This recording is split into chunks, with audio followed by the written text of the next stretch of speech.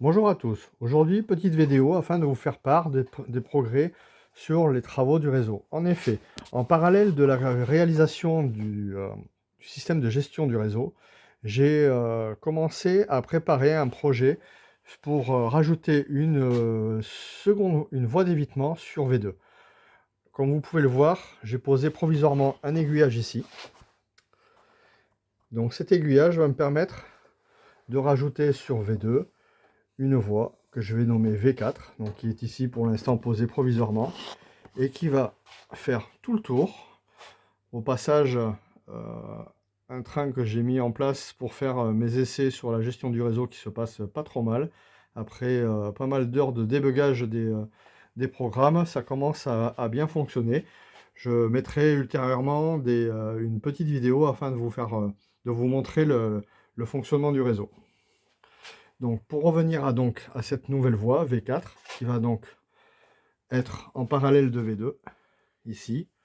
Donc je vous cache pas qu'ici j'ai un petit souci parce qu'il va falloir que je trouve le moyen de remettre du contreplaqué afin de refaire la plateforme de la voie à différents endroits et puis en même temps modifier un peu le pupitre pour pouvoir garder l'accessibilité au niveau des connexions. Au passage, le futur afficheur qui permettra de gérer l'intégralité des cantons du réseau, qui est en cours de développement aussi. Donc, je poursuis. V4. Donc, ici. Voilà. Et qui s'arrêtera jusque là. Et ici, je reprendrai le cheminement qui existe déjà et qui permettra de revenir sur V2 par cette voie-là, ici.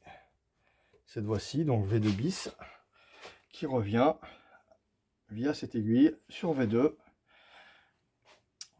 Voilà. Donc, particularité de V2, c'est une voie qui est banalisée. C'est-à-dire que le train le parcourt une fois dans un sens, une fois dans l'autre. Parce que c'est V2, c'est une boucle de retournement. Donc, qui commence ici, via cette aiguille. Donc, le train arrivant de la rampe hélicoïdale prend soit la voie déviée, soit la voie droite. Donc, pour circuler soit dans un sens, soit dans l'autre. C'est une idée d'un ami qui, lorsque le réseau était encore dans les Landes, il se reconnaîtra s'il a l'occasion de voir la vidéo, qui m'avait suggéré de faire circuler le train pas toujours dans le même sens, parce qu'initialement les voies n'étaient pas banalisées. Et donc c'est une modification que j'avais commencé à apporter avant son déménagement et que j'ai poursuivi. Et donc maintenant, chose faite, donc il fait un tour dans un sens et un tour dans l'autre. Et donc, pour revenir à cet ajout de V4 qui permettra de faire du croisement, c'est-à-dire que je pourrais arrêter un train comme celui-ci sur V2 et un autre train pourra prendre le début de V2 et V4 pour soit le dépasser, soit le croiser, avec un arrêt obligatoire, parce que sur cette zone-là, tous les trains s'arrêteront obligatoirement en zone. Et c'est moi qui donnerai le top départ, ce qui me permettra de faire varier les circulations. Voilà, c'est tout pour le moment. Merci beaucoup, à très bientôt. Au revoir.